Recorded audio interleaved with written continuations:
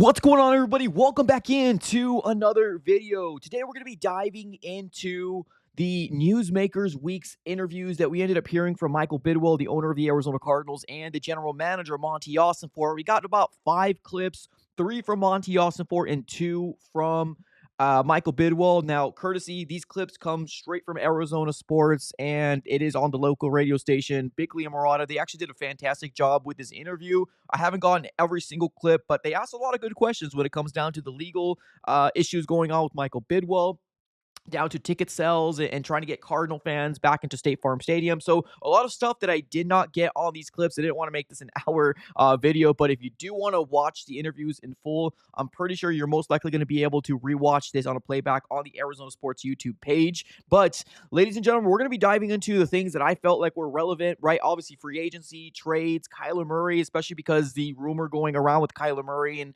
potentially trading off Kyler Murray to the Jets. Now, I want to be very clear. This rumor was more a suggestion that kind of completely got blown out of proportion, and now we're here, right? But these clips that you're going to be hearing, we're going to start off with Monti Ossenfort, and then we're going to move on over to Michael Bidwill and how he feels about the 2025 season and how they're going to tackle the 2025 season, being the fact that the free agency class or the start of free agency is going to be less than a month away. So we got a lot of news coming our way. So let's dive right into it, ladies and gentlemen. Let's first start off with Kyler Murray and how he finished off the 2024 season in the eyes of Monti Ossenfort. And let's dive into it. Quarterback Kyler Murray remains very, very polarizing here in the Valley. I think organizationally, you guys have done everything you can to sort of nurture that relationship and grow him as a quarterback. What do you make of his late season struggles? From your vantage point, what boxes does he have to check to finish these seasons as well as he starts them? Yeah, and I think Bick, with that, I think it's really the same thing with our whole team. Is we have to, just what you said, we have to finish. And so there was those tight games that, hey, was it only Kyler? No, there was other things that the rest of the team could do. Does Kyler have to play better? Absolutely, he does. So we talk about it all the time. Keys to our team is we don't want to turn the ball over and we want to make explosive plays. And so when Kyler was doing those things and contributing those things, he was rolling, he was humming, and we saw what that could be. And then when those games get tight and we turn the ball over and Kyler's involved in some of those, like that's where it's going to get tough to win. And it's going to get tough to win late in the season when the window of opportunity just shrinks. And so, that's a hump that we have to get over. And so Kyler has to improve on that. Our whole team has to improve on that. We have to raise our level of consistency. But we've seen what that looks like when Kyler is humming, what he can do with his arms and with his arm and his legs, and the pressure and the stress that he puts on a defense. And so we have to find a way to not only Kyler but the rest of our team even out those ups and those downs, so that we can come out on the right end of those close games, especially late in the season. Marvin Harris. So I just want to be very clear. I know there's a lot of people out there when it comes down to Cardinal fans, right? There's a portion of Cardinal fans that want the Arizona Cardinals to move off of Kyler Murray, right? In the Kyler Murray era. Listening to Michael Bidwill, as well as Monti Ossenfort, and we'll listen to Michael Bidwill a little later on here in this video, but this doesn't sound like guys that obviously are going to be the ones that are making the decision. It doesn't seem like they're going to be guys that are going to be making a move like that. So if you're really hoping that these rumors or these suggestions that were coming out about potentially moving off to the Jets or trading them away, or those Colin Cowherd rumors out there that the Cardinals are going to field calls about potentially moving off of them, I don't know. These don't sound like guys that are going to do that. Now, yes, they're not going to come out here on a local radio station and say things like, oh yeah, we're going to do this, this, and that. I do believe that there was a fair amount of blame to be put everywhere, right? When it comes down to it, the whole team needs to be the blame on them, right? And the last, what was it, 7 games after the bye week, it was unacceptable. It was unacceptable to end off the season the way that they did. It wasn't good. It wasn't a good performance by Kyler. It wasn't a good performance by the offense as a whole. The defense sometimes kind of looked like they were getting shredded, but there was a lot of boneheaded mistakes being done. There was a lot of penalties, which at one point we were one of the best unpenalized team, and then that kind of unraveled at the end of the season.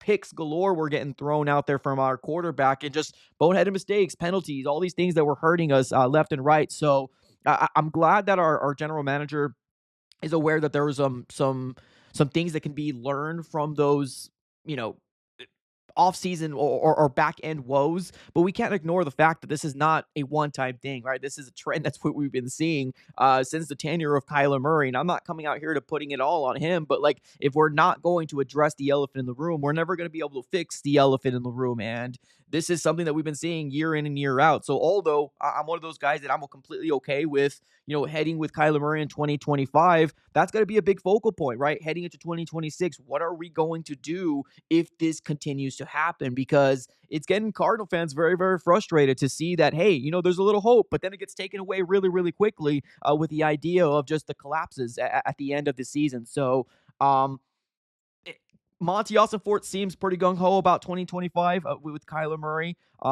And I think that's what we're going to have to just kind of get used to, ladies and gentlemen. I don't think it's going to happen in terms of if you feel like the trade was going to happen or that was going to get you excited about, the Cardinals in 2025. It seems like most likely they're going to be running it back here with Kyler in 2025, which I don't think it's a bad thing. I just want a contingency plan to be assessed, right? That's all I'm looking for as an Arizona Cardinal fan. So let's dive right into the next topic here. Let's talk about trades, right? There's a big kind of stigma around how Monti Ossenfort has built out this roster, and we're seeing trades from the Monti Ossenfort regime. It's just not these big splash trades, right? We get guys like Baron Browning.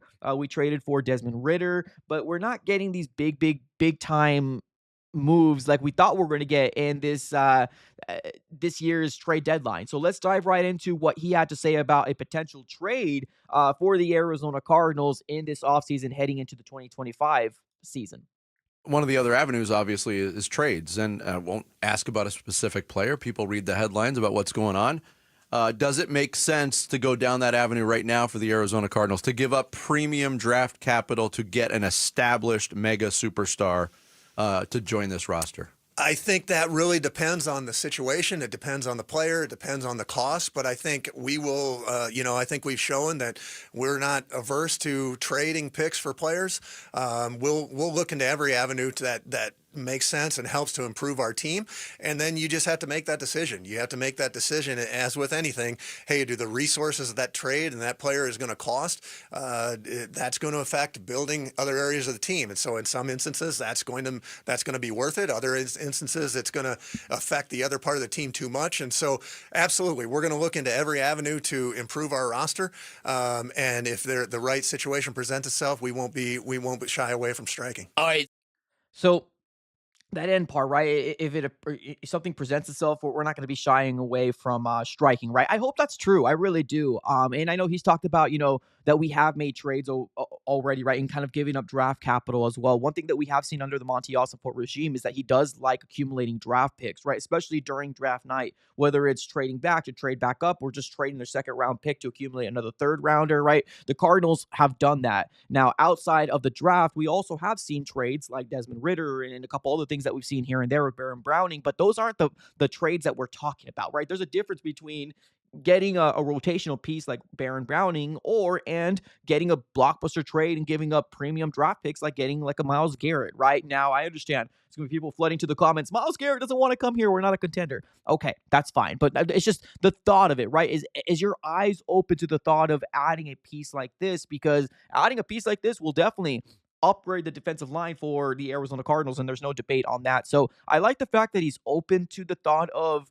obviously trades, and if the right thing presents itself, he doesn't have an issue with striking, but I have a hard time believing it, right? I have a hard time believing it as a Cardinals fan because what I've seen so far is very conservative approach in free agency as well as trades when it comes down to Monti Ossenfort. So I'm going to say, okay, I'm going to sit here and say, okay, Monti Ossenfort. But I mean, if I haven't seen it yet, it's hard for me to really kind of get on that and get excited about, oh, he's going to go after a Crosby, a Garrett, a Parsons, right? He's going to pick up the phone for these guys because we haven't seen it yet. So the only thing I could really say at this very moment is this. Okay. It's all I can really say. So hopefully, fingers crossed, he is at least fielding calls, and if the right, thing presents itself, right, hopefully he jumps on it. That's all I can really hope for as a Cardinal fan. So let's move on over to free agency. As you can tell, free agency is quickly approaching. Another shout out here to Bickley and Murata from Arizona Sports for these 5 clips that we're playing here and reacting here together. But we want to dive into Monti Ossenfort and how he's going to approach the 2025 free agency market. We know how he's approached the last 2 years, and it's not been very, very splashy. It's not been very, very, I don't know. I guess splashy is the best way to describe it, right? And very, very conservative when it comes down to building amongst the Arizona Cardinals, future, right? So let's dive right into how he feels about free agency this year. There was a strategic element to your build out from when you got here. There were times, especially when you were 6-4 last year, when I wondered if the unspent salary cap space that you had available to you that you didn't use was a source of regret to you. I guess what fans real quick, I'm sorry, we're gonna replay this real back. I love the fact that he said that. I wanted for them to elaborate a little bit more, because there's this whole narrative that the Cardinals didn't have any cap space. We didn't have any cap space last year. That's what people were led to believe. We had cap space, and that's why people wanted to go after a guy like Azeez Ojulari, right? Getting a guy like that in the trade deadline. We just didn't, because that's not. We decided not to, right? As an organization, we decided not to do that. So the narrative of the fact that the Cardinals didn't have any cap space in the trade deadline is wrong, is incorrect, and that's what I've been saying for that whole off season. The fact we had money to spend, it's just we decided not to spend it because it was year 2, right, in this rebuild. So let's see what year 3 has to hold. But let's dive right back into this clip. There was a strategic element to your build out from when you got here. There were times, especially when you were 6-4 last year, when I wondered if the unspent salary cap space that you had available to you that you didn't use was a source of regret to you. I guess what fans want to know now, and you're right about free agency, the downside of it is you're guaranteed to overpay. It's part of the definition of it all. But fans are curious, is this the year that financially there is going to be an all-in kind of mentality? Well, I think with that, I think every time that we have a decision to make, and when it comes to roster building, free agency is a big one. Free agency and the draft are 2 of the biggest roster building tools that we have, and they're coming up here. They just happen to be back to back in the season. And so, yeah, we have cap space this year. We do. We have the ability. It gives us flexibility to go out there and see what makes sense for building our team. But I think with everything is there has to be it has to be done with the right judgment. And you said it, Bick. Like free agency, it's an overpay because it's a market, and it's not like you walk into a store and say, "Hey, this costs $10." Well, there's 5 other people that may want that item, and all of a sudden the $10 item becomes $15. And does that mean that the $10 item is all of a sudden better than that use? That's just what the market says. And so, free agency, it's tough because we can't pick up the phone and call Team X and say, hey, tell me about this guy, because we don't know if that team wants to keep him, how they value him. And so there's a lot of challenges that come with free agency. And so we are going to be active in free agency. We absolutely are, but we're going to be smart about it, because every decision that we make, you sink resources into one area, it affects the other areas of the team where you can't put resources into other areas. So absolutely, we're going to be active. We're going to look for every avenue to improve the team. But we have to be smart about not only this year's team as we build for the future, and play our own players that we've talked about that we want to extend. That all goes into it. And so it's not as simple as saying, hey, let's go on a shopping spree. It's got to be measured. It's got to be the right decisions. It's got to be right for the team now and into the future. You know what I'm feeling. You know what I'm feeling. Emotional damage. Oh, man. Okay, so a lot to unpack there, right? A lot to unpack. Now, I did like the clip, right? The first 5-10 seconds of it when they were talking about, was it a regret or did you feel regret? But like I said, like they didn't really elaborate on that specific thing. Like when you're watching the video, you do see Monti Ossenfort kind of like just like agreeing the fact that, yeah, we did have money. We just decided not to spend it. But going back to the approach here, it's the same approach that we've been hearing for the last 2 years, right? We're going to be active, right? Per Monti Ossenfort, we're going to be active in free agency, but we got to be smart to the approach, right? We got to be smart to the idea that we don't want it to affect 2-3 years down the line. And it makes sense, right? You're not building from free agency. So I want to be clear. Like, I'm not one of those guys that are like, oh, you got to spend every single ounce of money on free agency. You can't leave, free agency without having zero cap space. That's just unrealistic. That's not going to happen, right? But one thing that I would love to see is a big splash move. I would love to see 1 or 2 big splash moves, because we are still one of the top 4 teams in the NFL that have the amount of cap space that we do. So why not, right? We're in year 3 of Kyler Murray. What else are we waiting for, right? So I've heard a lot of references to the future, right? We want to make sure that we, maintain the future. That's what we're hearing Monti Ossenfort and Michael Bidwill are going to talk about. We hear about this little later on when we start playing his clips. But like, why not? Okay, what's going on with now though, right? Why aren't we going for it now, right? So I get it. You're going to overpay. That's free agency. That it's nothing that it's changed from when you became, the general manager. Is not like, oh, this is over. It's just what free agency is. But you still got to go after those big key pieces that you're not being able to address in the draft.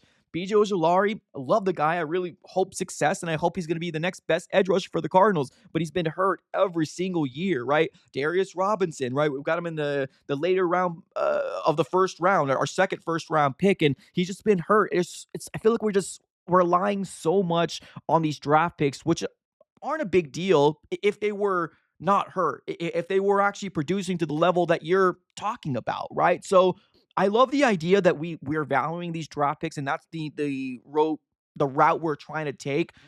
Young, a lot of these guys getting opportunities finally, which is absolutely great. But you still got to address the elephant in the room, and you got to bring in key talented players that have done this in the NFL on this team, right? We're starved for talent on this defensive line, starved for talent on this defensive line. So it's one of those things, and I don't know if it's kind of feeling a little snake bitten. I'm not gonna lie to you, because I'm hearing Monti Ossenfort saying all the right things, right? We're gonna be active, but with what we've seen him active is conservative approach. We're not seeing these big splash moves, and you don't have to make a big splash move, but you also got to take swings, right? You also got to take some guys that are going to be $15+ million, the best of their class, and bring them on this roster to see if they can work, right?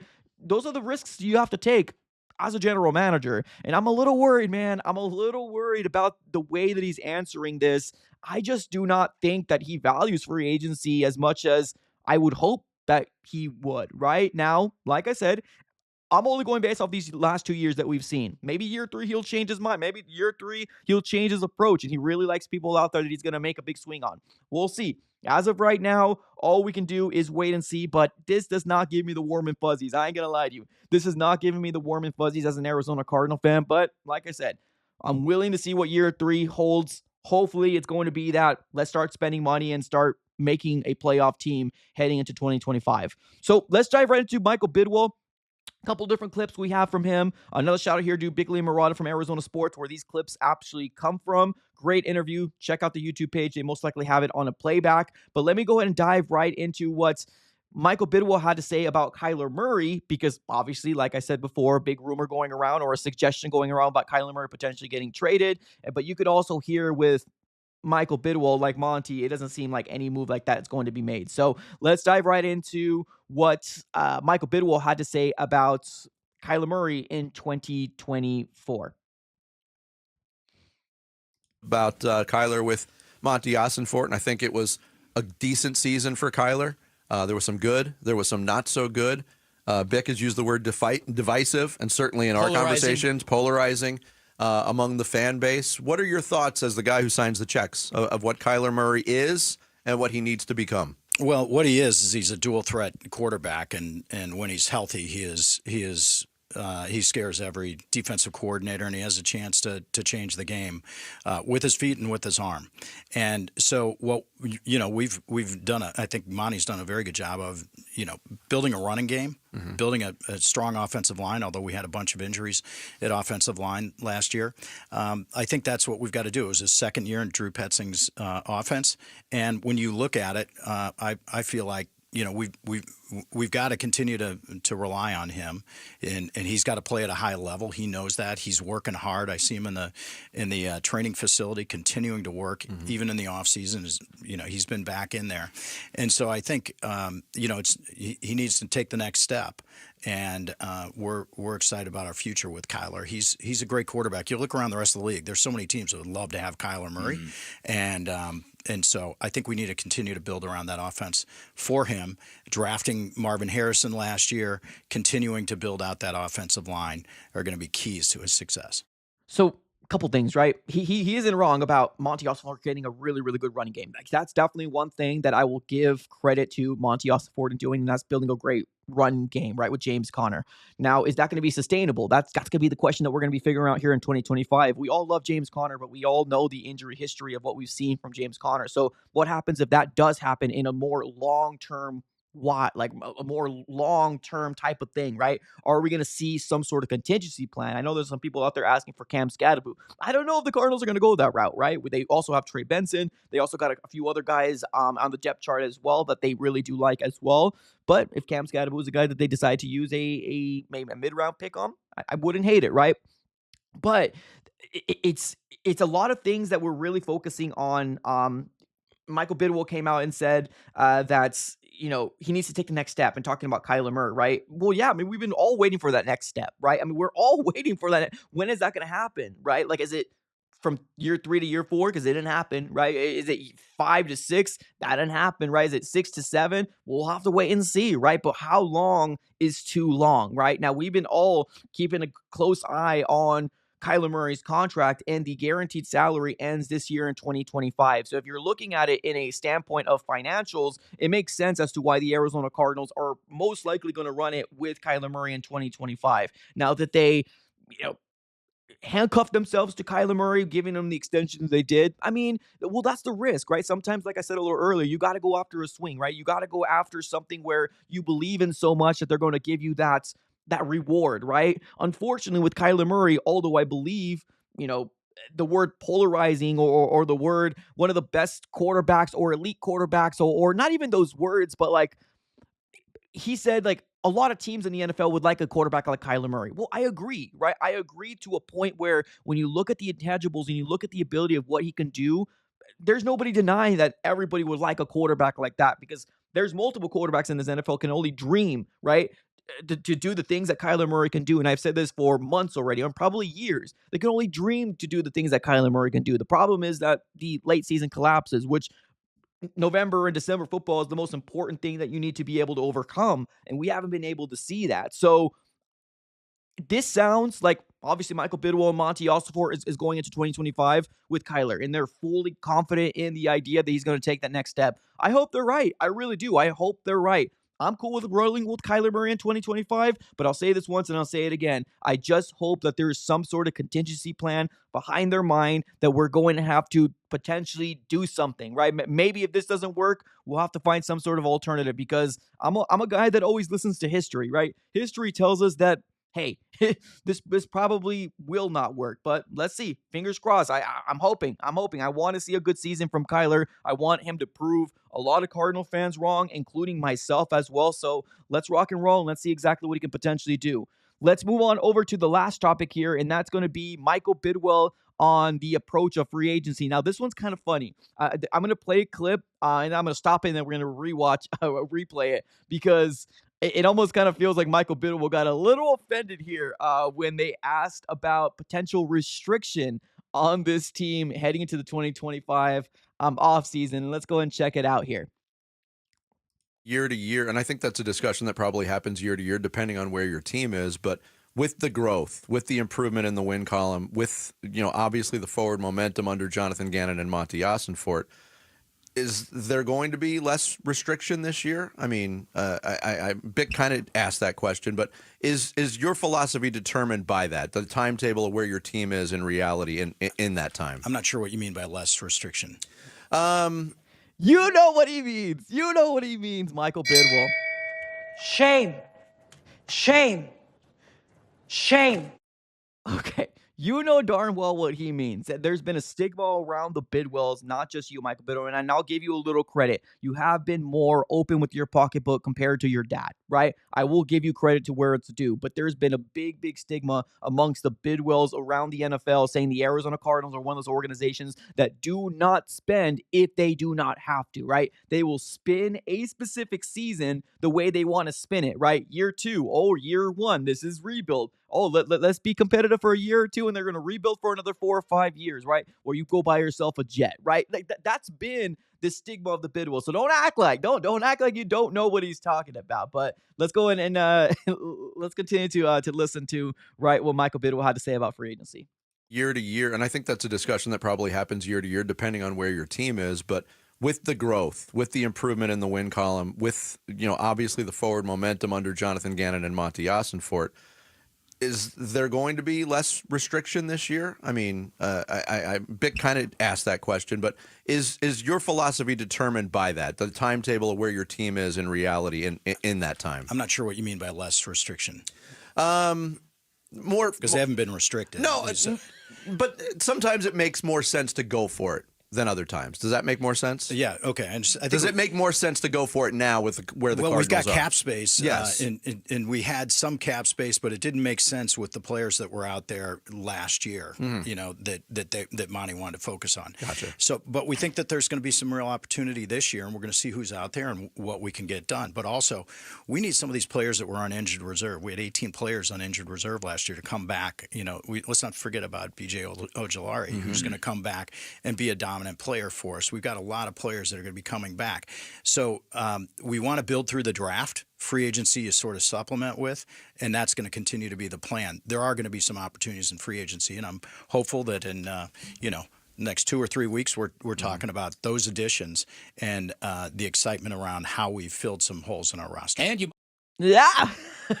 Whoa. All right. This regime does not seem the stigma amongst the will they pay, right? It's still going to be there. Unless they do it, that this regime is still going to have that stigma. And listening to Michael Bidwill, it doesn't change my mind any other way, right? It doesn't. And it's so funny because I was laughing because the whole, oh, what do you mean? They didn't have a restriction. Like, come on. Like, and here's the thing about spinning things, right? You could always spin away. Oh, Monti Ossenfort didn't like those guys. Those guys are not good, right? Like, Monti Ossenfort didn't want to spend money on that. And that's fine. That's okay. It's year two, right? It's year two of Monty. So that's fine. Okay, whatever. But like, let's not act like we didn't have money to spend. Let's not act like there wasn't a move to be made in the trade deadline, right? To use that cap space that we had to potentially bring in a guy that was a little bit more of a playmaker than, Baron Browning. And there's no knock on Baron Browning. I like him as a rotational piece, but he's not a guy that's going to give you 3 or 4 sacks in his last 7, games of the season. It just wasn't going to happen, right? Or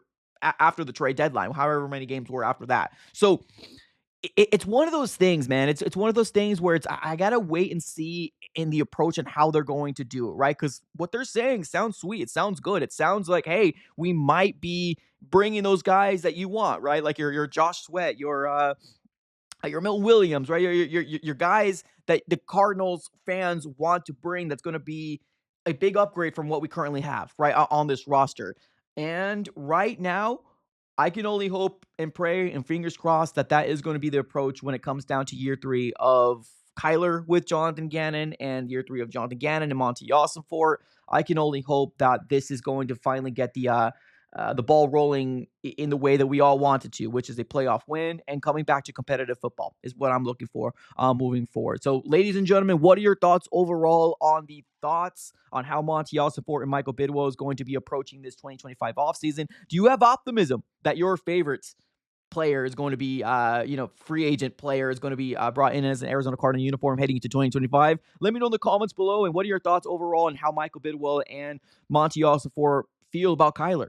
Put it all in the comments. Appreciate y'all for tuning in as always. Have a great rest of your day. And as always, go Cardinals.